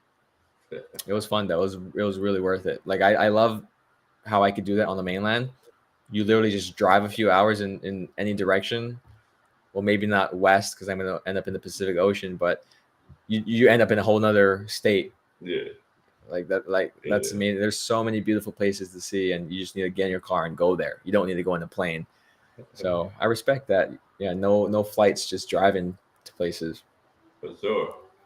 You couldn't do my job then, man. I might drive 100 miles in a day. Oh, okay. Oh my God, dude, Yeah. come on. Look, Seriously? there's times, no BS. There's times where I put 600 miles on the car in a week. Bro, that's Yeah. insane. Yeah, like 600 miles on the car in a week. So it is what it is. But there's times where I'll spend at home all week. You know what I'm saying? So it depends Yeah, on ups and on downs. where I have to go and what I gotta do. But yeah, man, like living in Florida, because Florida is so big. I mean, California's huge. California's But big, yeah. living in Florida, you know, I might want to go to Miami. That's 4 hours away Yeah. from me. You know what I mean? Oh, Like Jacksonville is almost 4 hours away from me. So depends on. There's so many things to see here, but the drives can be crazy. yeah, it sure can. Yeah, there you go, Eric Harper. The work is 55 miles. His work is 55 miles from home. That's yeah, I can believe. Yeah, that's just mainland things, man. Yeah, Yeah. I'm definitely new to that whole world. Like I think a drive to Irvine, so like from Los Angeles to Irvine, that's like an hour. I thought that was a long time, but it's not. People do that every day for work, you know, Right. in traffic too. Yeah. So I'm just Yeah, spoiled. yeah. When I moved to Florida, it was like a culture shock to me because it's like the stuff that I thought was long was like normal. You know what I'm saying? Yeah, exactly. Like Yeah. that's insane, dude. Yeah. Hey, Michael Wong says he wonder if you know how many questions you answered so far. It's definitely been more than 20. Not But guess enough. what? We Not got some enough. more. Michael Wong, we got some more. In fact, you know what? Michael Wong said, "What was the best spot?" That was the question that I pinned. What was the best spot that you? Let me go back to it. Hold on. Favorite spot visited in Japan except for Tokyo? I would say I'm gonna cheat and I'm gonna say two of them. One of them was a place called Takayama. It's like a countryside place. Man, so Japan's beautiful all around, but there's like city beautiful, right? Like Tokyo, and then there's country beautiful. And Takayama is country beautiful. Like, I was lucky enough, my family and I were able to go on bicycles, and I don't know if you're familiar with animes or like Japanese culture, but it's just like there's these bicycle paths in the middle of rice fields. So it's just the bicycle path, and you're just biking along like a bunch of rice fields, and there's like the mountains in the background. You just smell the air. We like went to a fresh spring and got water from there and made tea from it. Had a little bit of crackers. If you're familiar with miso soup, Yes, sir. that place was known, or is known, I guess, to make good miso. So we got a bunch of miso. So that was like a core memory of visiting like the countryside. I mean, I'm sure there's other like what's it called, like small little towns on the countryside that are like Takayama. Oh, and here's another. We went to like a strawberry farm there too, or near there, and you would literally just walk around with a like a plate full of, I forgot what kind of cream it was. It was like not sour cream. It was like sweet, but you would just go pick fresh strawberries right off the plant, the bush, and just dip it in the cream and eat it right then and there. Like I've never done that before, and I love strawberries. So that was a core memory. The other place I would say is Hiroshima, just because of like the whole World War II thing, or like the atomic bombing. So like going to the actual building, or like it's the actual city that got nuked, and you see the building that's still standing from that day. Then you go to the museum there. You learn all about the history. You see all the artifacts from there, the pictures, the videos, and I like doing stuff like that, where you're learning about the place that you're at. Like it's a historic place, so it's only right that you learn about the history. So that's why Hiroshima was a good place to go. Also around that area, they're known for like seafood, like oysters. So ate all the oysters, which is good. There's like it's like a Japanese pancake It's called like okonomiyaki, and they're known for like that dish down there too. So yeah, sorry, Hiroshima and a countryside place, Michael, named That's what's Takayama. up, man. That was up. You kind of insulted me, man, talking about anime. Yeah, man, I love anime. Okay, yeah, so you're cultured. Yeah, I love anime. So it's that. My Yeah, last video I had on my Dragon Ball Z shirt. oh my god, You that, all right. Let's get back to these flights. Now you booked a first class seat on Hawaiian Airlines without initially booking a first class seat. Can you walk us through that? yes. So there's this thing for Hawaiian Airlines. I mean, I'm pretty sure there's other airlines that do it too, but you could book the economy flight with cash and then use points to upgrade that seat from economy to first class. And it's usually cheaper, or sorry, it's sometimes cheaper to do it that way as opposed to buying that first class flight straight up with points. And it works out too with if you're someone who wants to use more cash than points because maybe you don't have a lot of points, then this is one way to still access a first class flight without dropping like 80,000, 100,000 points on that flight. Because I think I just used 50,000, I think, for that one. So what I did was, again, flexibility was my best friend here. I didn't have a certain date that I needed to go back home to Hawaii. I was a little bit flexible in that. I just knew I had to go in. I forget which month it was, like July or something, I think it was July. I just knew I had to be back sometime in July. I wanted to go back home, so go onto the Hawaiian Airlines website again. Go to the book with miles, day by day. Find the flight that I wanted because the reason why I wanted that specific flight was because it's a new aircraft that they recently launched on a Boeing 777 Dreamliner, and this first class product we had a privacy door, lay flat seat, of course, all of that. It's leagues better than the previous business class seats that were available on all of Hawaiian Airlines flights. So this was like the first time they had an actual good, I would say, like business class product. So I had to get that specific flight because there's only one flight per day, I'm pretty sure, that is on that Boeing 777. So because I don't know how many aircrafts they have, but it's not a lot. They're in 2025 releasing more. Anyway, long story short, I found the flight that I wanted with points, or the first class flight. Then what I would do was I would call in Hawaiian Airlines and then say, hey, I found this flight on this day. How much does it cost to upgrade from economy to first class with points? And usually there's going to be three answers. One, it's going to cost 25,000 points. Two, it's going to cost 50,000 points. Or three, it's going to cost some amount more than 50,000 points. Those are like the usual options you get.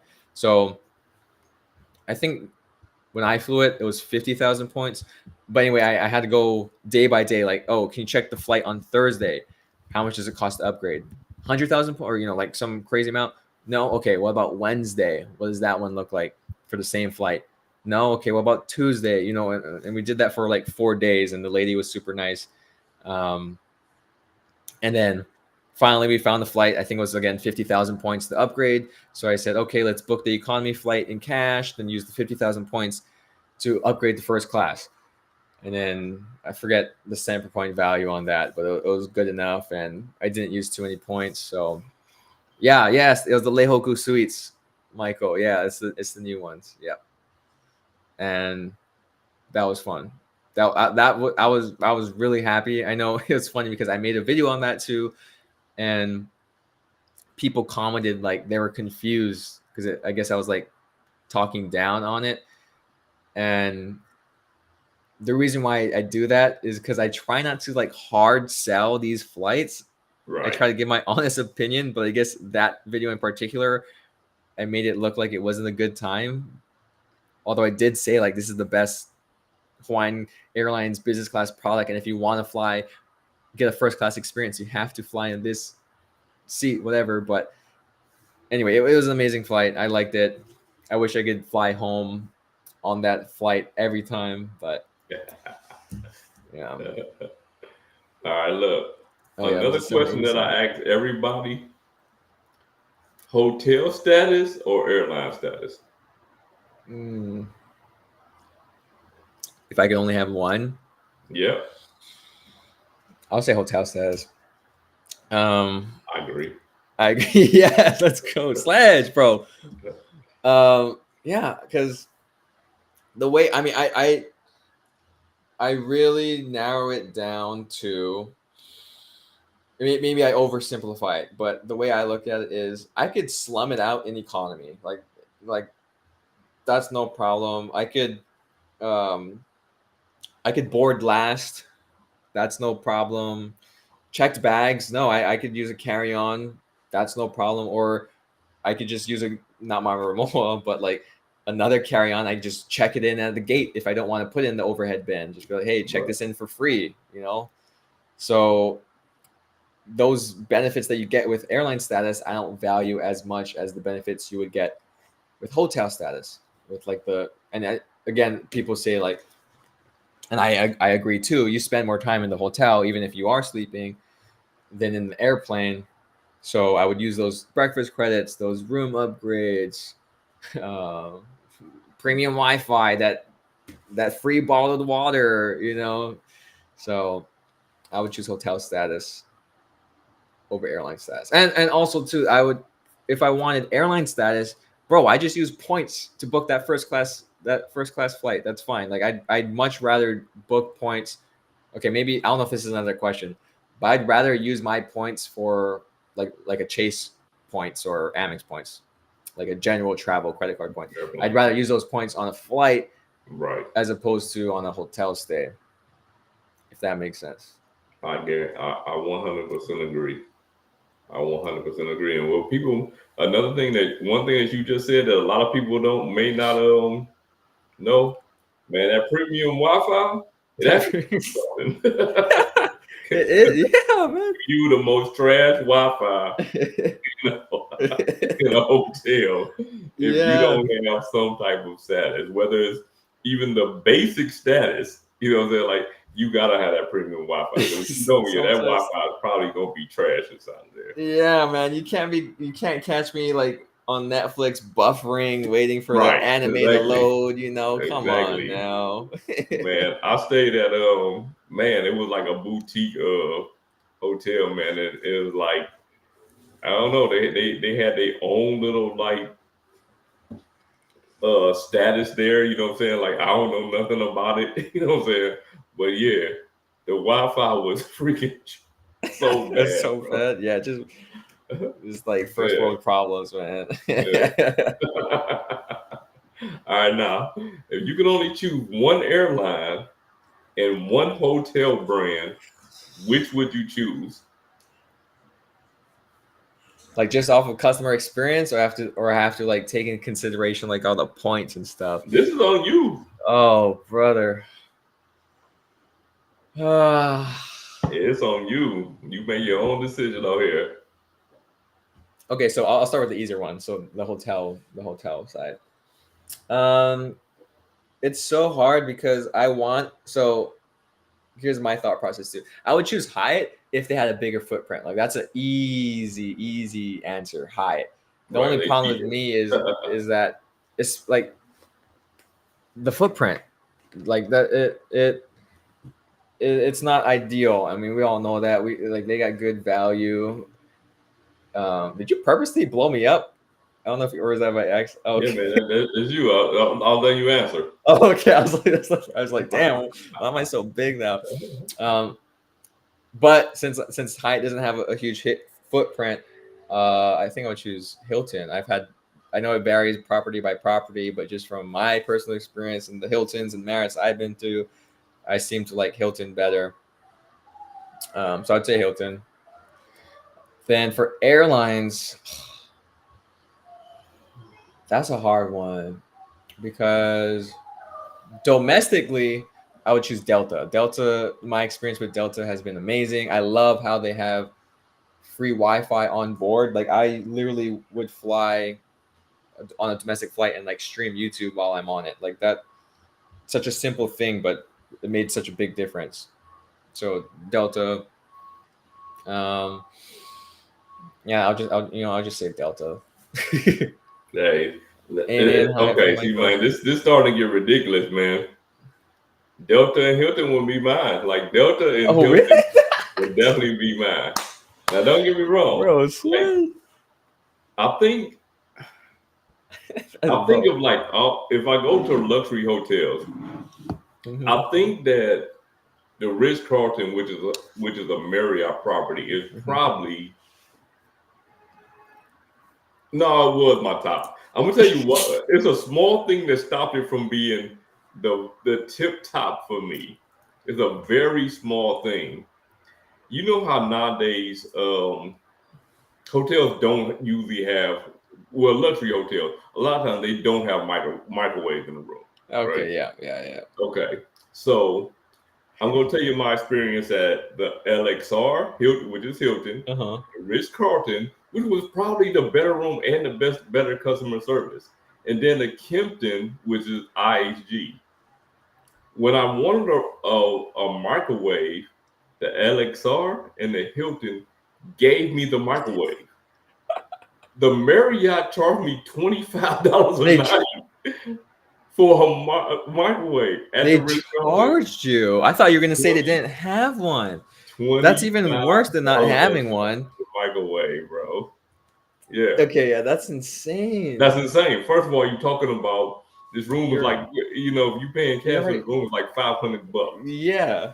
Then they still charging you $25 a night for a microwave, Oh bro. my God. Yeah. Dude, what? So that's why I still have to put the brand. Hilton. I gotta put Hilton over it. Hilton top. Yeah. You're Yeah, not just I got saying this, to. are you? Because I mean we really are saying like the same answers for a lot of these. That's so funny. Yeah, for sure.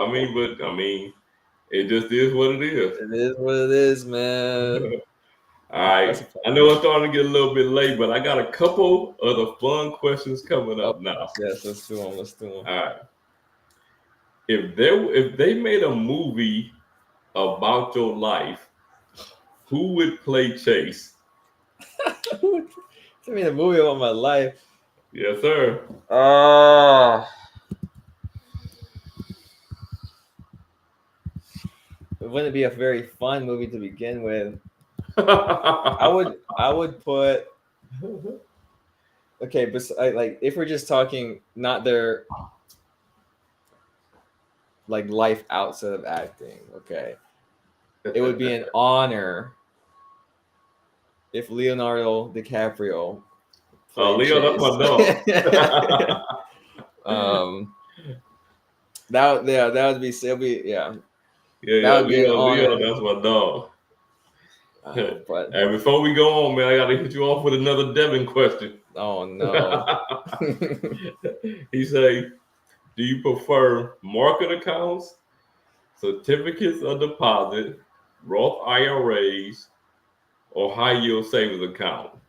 Which do you prefer? And have you heard of short term treasury bills? So starting with the easiest one, I would prefer high yield savings account and Roth IRAs over the other. I mean, okay, I don't like to say prefer because you could use all of these. They're just like different investment vehicles. Um, high yield savings accounts though are like probably the easiest of them all. You just set up one, throw money in there, have a high interest rate, and you're just watching it grow. It's like if you have a normal savings account right now earning you pennies a year, the simplest thing you can do is Right. just move that same money, same account or same balance into a high yield savings account, and you're going to make literally multiples more in interest than before. Roth IRAs are another thing that I would suggest for right. It's a retirement stock account basically, and I'd recommend having those two. It's another like simple thing to do where once you set it up once, you just throw a couple $100 in every month, and then have that money grow by the time you retire, which is or the retirement age. I think, was it do you remember? Is it 59 and a half? Is that the rule right now for the Roth IRAs? Yeah. Something like that, right? So you have this nest fund of money you didn't touch, ideally, until you're 60 years old, and then your Roth that's a Roth IRA.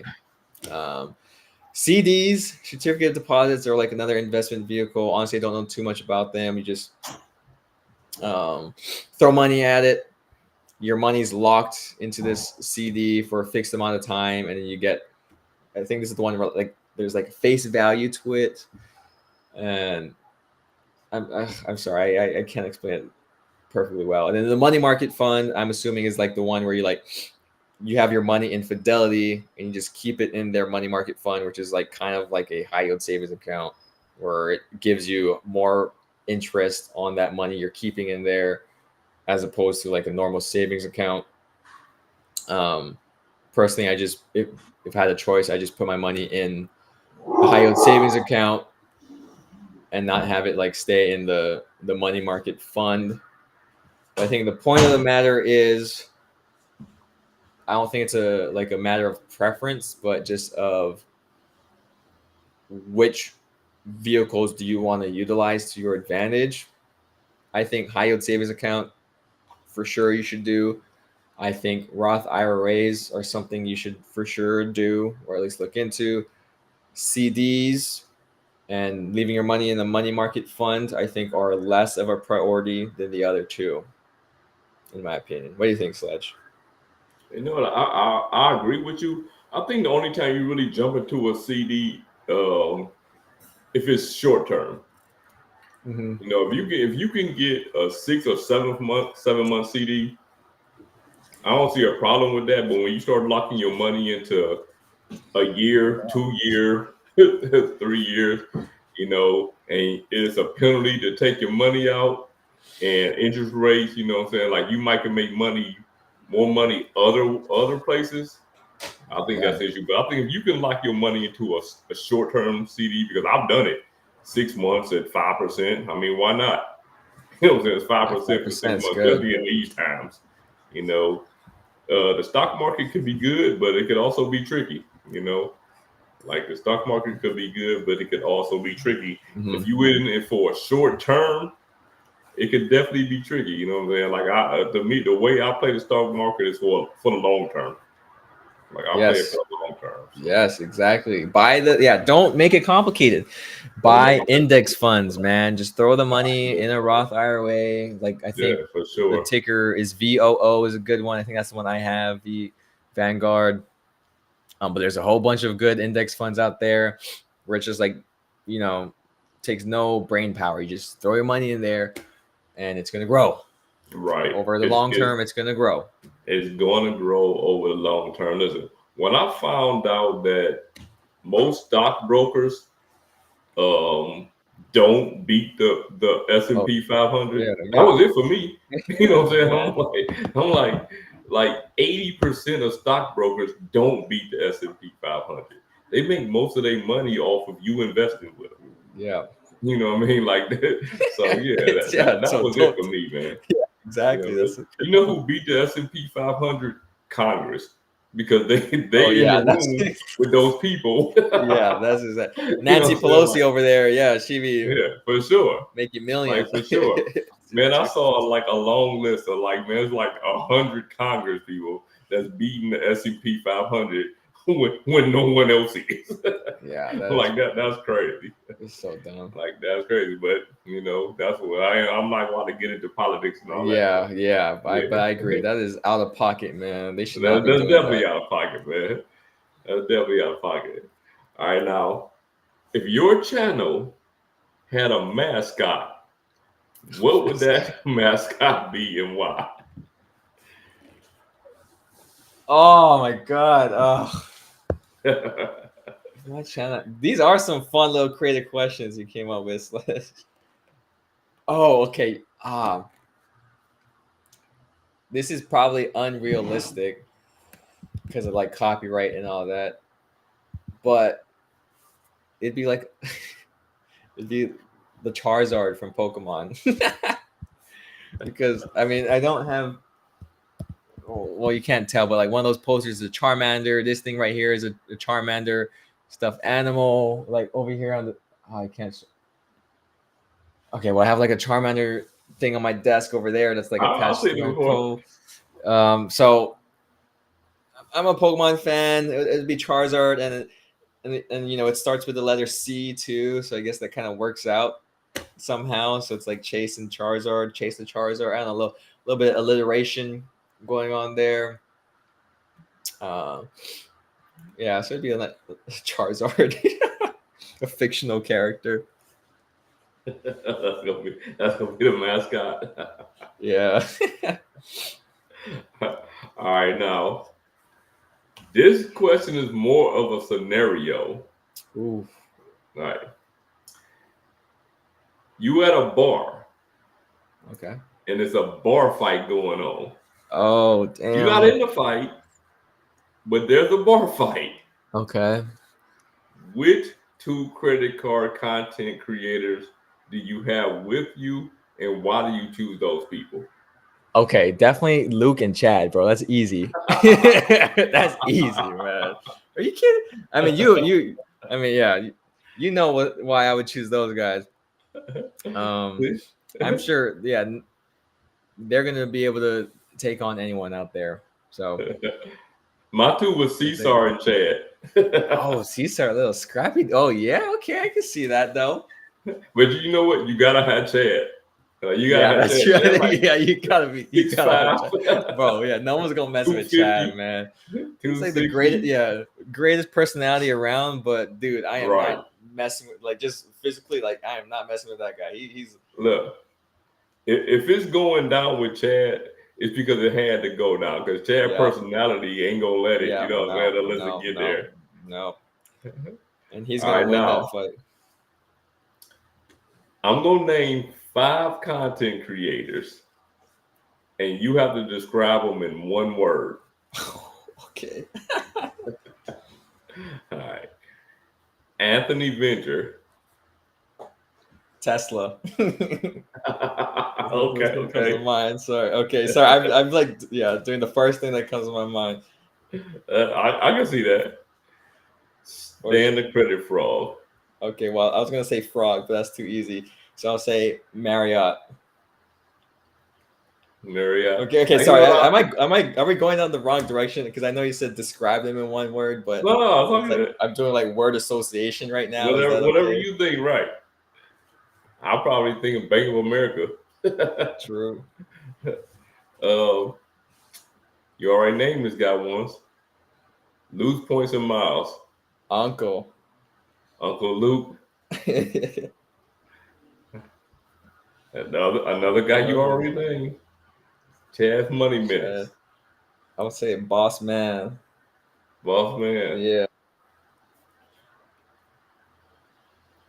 Joe Barretto. Poppy. Poppy. All right. Or it'll be Wepa, you know. Mr. Wepa. Those two, yeah. Yeah, that's my dog. You know, that's my brother, man. Now, what advice would you give to anyone that wants to get into the points and miles game? Credit one. Anyone Start that wants to get credit start Stay away from credit one. Where's Eric at? My advice to you, if you want to get in the points and miles game, is to, I mean, you already are familiar with this phrase. Okay, do your research. Because it's very overwhelming. There's so many different cards that you could get. There's so many different strategies that you could do. So, like, my mistake when I first started off was I just didn't spend too much thinking about which card to get. Didn't do too much thinking about my roadmap. So I would say patience is key. Not like it's the end of the world if you get the wrong credit card. You know, it's just that it's going to cost you time. And I would say do your patience, or be patient. Take your time. Look at all the options. watch different videos, as much videos as you can from different people. Do all your like research online on like the blogs and everything like that. Reddit too. And you don't have to go for like the mainstream credit cards either, because like we always say, just because a card works for you, or like, you know, for like me, doesn't mean it's going to work for you. So just because I'm preaching about the Amex Platinum card and talking a lot about the Amex Platinum card, it doesn't mean it's going to be the best card for you. For sure. So really take your time, do your research, like do a little financial audit of your lifestyle and where you spend your money at. And I think that's the best way to attack jumping into the points and miles game, because once you figure out your options and your lifestyle and maybe where you want to be and what you want to get or achieve from certain credit cards, like the cards would literally choose themselves for you. You know, it's like just, and it'll be a good fit too. So take your time and do your research. You heard that? Do your research, man. Do your research. Like you have to. Like no matter what people talk about on YouTube, at the end of the day, do your own research. Even if you subscribe to my channel and you listen to me, or you listen to Chase, or you listen to anybody else, somebody with 150,000 subscribers, do your own research, because they don't know what specifically applies to you personally. You know what I mean? So, but Chase, man, the last question and the hardest question anybody has ever faced here. Oh no. What are your social medias, and where can everybody read you? Where can people see your videos at? You just have to look up Chase Leonardo DiCaprio Yokohama and it'll pop up. Or you could just do Chase Yokohama for short and it should pop up. Like that's my Instagram, that's my TikTok, YouTube. I think literally everything. You know, my social security number starts with Chase Yokohama. You know, like you can just find me anywhere with that, and that's it. Yeah, that's what's up, man. Hey, look, you got anything to say to the viewers before we get up out of here? Well, this includes me as a viewer, not just as a content creator. But okay, I'm blessed. We should all be blessed. Okay, I want to tell you, you don't have to be blessed, but I'm blessed to be a part of this community, this credit card community, both the viewers and content creators. So that's why it's such a blessing to be here on this live stream with you, Sledge, you know, to be involved in the credit card community. So I want to thank all you guys viewing this live or even watching the video on YouTube after the fact for being here. You know, you're in a great place to learn, have fun, grow, etc., etc. So I guess that's like my final message. That's what's up. That's what's up, man. Listen, like I said, we got Lisa J Stocks next Friday. The Friday after that, we have Cesar Joel. Nice. The Friday after that, we are taking a break because I'm traveling. And then Unfiltered 20 Questions with Sledge is moving to Monday. Lisa J Stock put in the comments. Can she have the questions? No. No. Yeah, no. Chase is here live to tell you the questions don't. I do not get a question before I ask them. Yeah, I was Next week, let me see who we got here. We got my dog Cesar. Appreciate you, Aloha. Appreciate you, Texas dog. We appreciate everybody that came through. Listen, if you was here for 5 minutes, 15, half hour, or the whole time, we appreciate you for coming through, and salute to you, man.